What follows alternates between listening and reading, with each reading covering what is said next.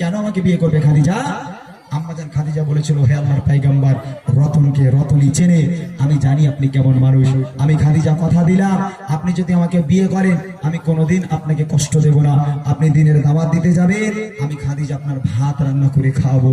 আপনি দিনের দাওয়াত দিতে যাবেন, আমি খাদিজা আপনার জামা কাপড় পরিষ্কার করে দেবো। হে আল্লাহর পয়গম্বর, আমাকে বিয়ে করেন, নিরাশ করবেন না। আল্লাহ রাসূল খাদিজাকে বিয়ে করলো। বিয়ে করার পর সাংসারিক জীবন কাকে বলে, কেমন তারা স্বামী স্ত্রী হিসাবে ছিল, আমাদের জন্য কি বার্তা তারা দিয়ে গেছেন, সাংসারিক জীবন কেমন হওয়া উচিত, কবি ছন্দের মাধ্যমে লিখছে। মনোযোগ দিয়ে শুনুন। আগাটাকে ঘোরাও। কেমন ভালোবাসা নবী আমা খাদিজা,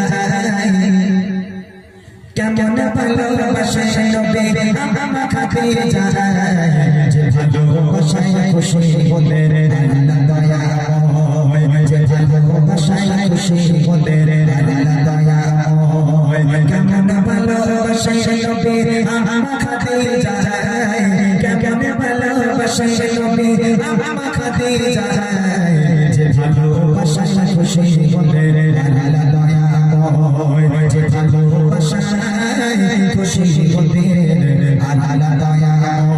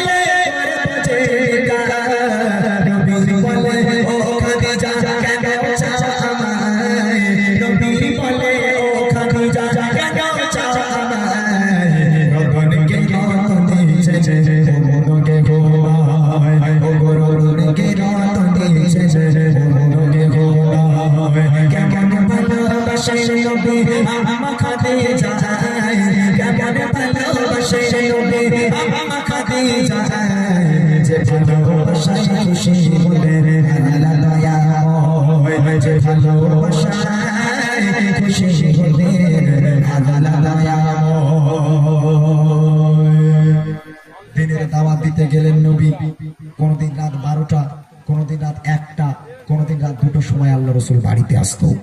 রাত বেরাত আল্লাহ রাসূল বাড়িতে আসতো। চতুর্দিকে ঘুরে ঘুরে ঘুরে ঘুরে ঘুরে ঘুরে দিনের দাওয়াত দিয়ে যখন রাত বেরাত আল্লাহ রাসূল বাড়িতে আসতো, বাড়িতে এসে দরওয়াজার সামনে দাঁড়িয়ে শুধু একবার দরওয়াজায় টোকা মারতো, একবার। রাসূল 12টায় আসুক বাড়ি, 1টায় আসুক আর 2টায় আসুক না কেন, কোনোদিন দুবার টোকা মারার প্রয়োজন করেনি। নবী পাক বাড়িতে এলো, একবার টোকা মারতো, সঙ্গে সঙ্গে দরওয়াজা খুলে যেত।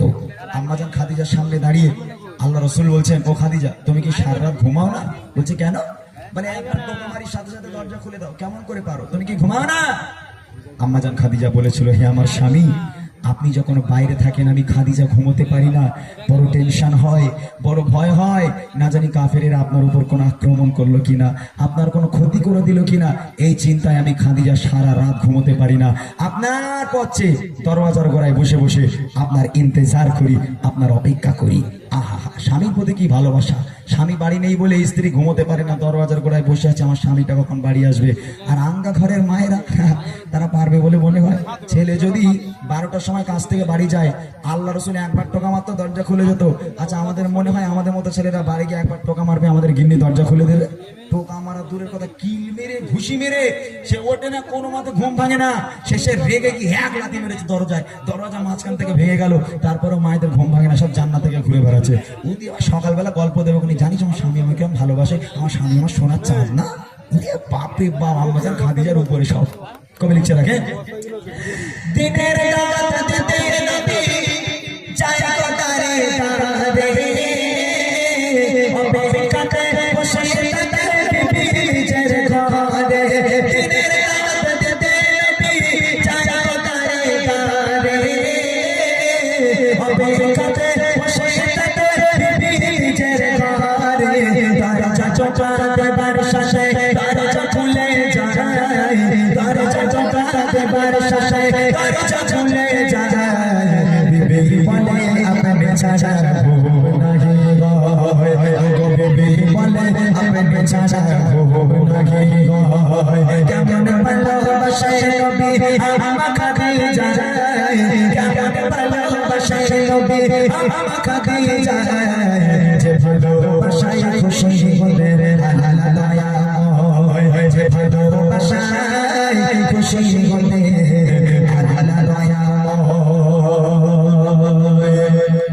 পরের দিন আবার বাড়ি এলো নবী, আবার দরওয়াজায় টোকা দিল, আবার দরওয়াজা খুলে গেল। আম্মাজান খাদিজার সামনে দাঁড়িয়ে আছে। আল্লাহ রসুল আম্মাজান খাদিজাকে দেখে হাউমাউ করে কেঁদে উঠেছে। কেন জানেন? আল্লাহ রসুল দেখছেন খাদিজা দাঁড়িয়ে আছে, আম্মাজান খাদিজার জামাটা এখান থেকে এমন ভাবে ছিঁড়ে গেছে, ও জামা সেলাইও করা যাবে না, তাবলিও মারা যাবে না। কারণ এই দেখে আল্লাহ রসুল হাউমাউ করে কেঁদে উঠেছে। আম্মাজান খাদিজা আল্লাহ রসুলকে জড়িয়ে ধরলো, হে আমার স্বামী, আপনি কাঁদছেন কেন? আমার দ্বারা কি কোনো বেয়াদবি হলো? কষ্ট পেলে কাঁদছেন কেন? নবী পাক বলছে, খাদিজা তুমি কোন ঘরের মেয়ে? খাদিজা তোমার আব্বা জানের এত সয় সম্পত্তি, জায়গা জমি, সোনাদানার মালিক তুমি, সব সোনাদানা করে এনে আমি নবী আমার রাস্তায় কুরবানি করে দিলে। খাদিজা আজকে তোমার অবস্থা দেখো, তোমার জামাটা এমন ভাবে ছিঁড়ে গেছে, আমি তোমার স্বামী হয়ে ও জামা সেলাই করে দিতে পারবো না। ও খাদিজা আমি তোমাকে ভালো রাখতে পারলাম না। আম্মাজান খাদিজা আল্লাহ রসুলের জড়িয়ে ধরে বলেছিল, হে আমার স্বামী, আমি কোনোদিন আপনার কাছে কষ্ট পাইনি, জীবনে কিচ্ছু চাইনি, তবে তিনটে জিনিস চাইবো, দেবেন? আল্লাহ রসুল বলছে, খাদিজা কি চাই বলো? আম্মাজান খাদিজা বলছে, আমার প্রথম নম্বর আবদার, আমি খাদিজা যেদিন ইন্তেকাল হয়ে যাব, যেদিন মারা যাব, ওই দোকান থেকে কাফন কিনে পড়ালে হবে না, তাহলে আপনার এই জুব্বা, আপনার এই পিরান আমাকে কাফন করে দিতে হবে। দ্বিতীয় নম্বর আবদার হলো, মুনকার নেকির ফারিস্তারা যতক্ষণ পর্যন্ত আমার সওয়ালের জবাব না করবে আমার কবরের ধারে বসে থাকতে হবে। আর 3 নম্বর আবদার হলো, কবরে যখন আমাকে শোয়াবেন, কবরে শোয়ানোর আগে আপনি নিজে কবরে নামবেন, কবরের 4-5টা একবার হাঁটতে হবে, কেননা কবর যদি আমাকে আযাব দেয়, আপনার পায়ে ছাপ থাকলে কবর আমাকে আর আযাব দেবে না। এই 3টা আবদার রাখবেন। নবী পাক বলছে, খাদিজা তোমার 3টা আবদার মেনে নিলাম, তোমার 3টা আবদার আমি পূরণ করব। এখানে যে সমস্ত মায়েরা আছেন, একটা বার চোখ বন্ধ করে দেখেন দিনই, আপনারা ভেবে দেখেন দিনই, কেউ কোনোদিন কোনো স্বামীরে ভালো এইভাবে বলেছে, এরকম আবদার করেছে যে আমি মরে গেলে আমার কবরটা একটু জিয়ারাত করো, আমি মরে গেলে গ্রামের বাচ্চাদের একটু খাইও, আমি মারা গেলে একটু কলমাখানি করো, ইমাম মুয়াজ্জিনদের নিয়ে একটু আমার বাড়িতে খতম পড়িও, এসব বলে? ওইসব না। আমার মায়েদের আবদার বলে, বাপরে বাপ, ঈদ হয়ে গেল, জানিস আমাদের ওলাউটা একটু দিঘাইলে গেলে না, একটু বকখালিলে গেলে না, ওরে বাপরে। আমার মায়েদের আবদার অন্যরকম। কিন্তু আম্মাজান খাদিজা আল্লাহ রসুলের কাছে কি আবদার করেছিল, কবি লিখছে, শোনো। বিবি বলে, ও স্বামী মরণের পরে কবরে শোয়াবেন আমার, ছোটা কাফন করে কবরের চারপাশে কবর জানো নাইবার আমায় পিছে দিতে থাকবে বসে ফারিস্তাদের সওয়ালের সময়, থাকবে বসে ফারিস্তাদের সওয়ালের সময়, কবরে রে কঠিন আযাব বড়ই ভয় হয়, কবরে রে কঠিন আযাব বড়ই ভয় হয়। কেমন ভালোবাসায় নবী আমা খাদিজা, কেমন ভালোবাসায় নবী আমা খাদিজা, যে ভালোবাসায় খুশি হলে আল্লাহ দয়াময়, যে ভালোবাসায় খুশি হলে আল্লাহ দয়াময়। ইন্তেকাল হয়ে গেল, আম্মাজান খাদিজা মারা গেল। প্রথম নম্বর আবদার ছিল জুব্বা দিয়ে কাফন পরাতে হবে, আল্লাহ রসুলের জুব্বা দিয়ে কাফন পরানো হলো। দ্বিতীয় নম্বর আবদার করেছিল, খাদিজাকে কবরে নামানোর আগে আল্লাহ রসুলকে কবরে নামতে হবে। আল্লাহ রসুল কবরে নামলো, কবরের 4-5টা একবার হাঁটলো, হাঁটার পর এবার আম্মাজান খাদিজাকে কবরে শোয়ানো হলো। কবরে শোয়ানোর পর এই মুখটাকে কেবলার দিকে রাখতে হয়, পশ্চিম দিকে রাখতে হয়। যখন মাইয়াতকে কবরে শোয়ানো হয়, মুখটাকে কেবলার দিকে করে দিতে হয়। তো আম্মাজান খাদিজাকে কবরের মধ্যে শুইয়ে যতবার আম্মাজান খাদিজার মুখটাকে নিয়ে কেবলার দিকে ঘুরিয়ে দেয়, অটোমেটিক খাদিজার মুখ ঘুরে আবার আকাশের দিকে হয়ে যায়। আবার একবার চেষ্টা করা হলো, আবার একবার আম্মাজান খাদিজার মুখটাকে নিয়ে যেই কেবলার দিকে ঘুরিয়ে দিল, আবার এমনি এমনি ঘুরে আসমানের দিকে হয়ে যায়।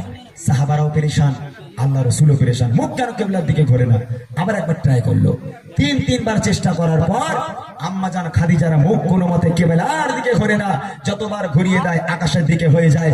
ওই সময় আল্লাহ পাক ডাক দিয়ে বলে, আমার বন্ধু চিন্তা করবেন না, চিন্তার কোনো কারণ নেই।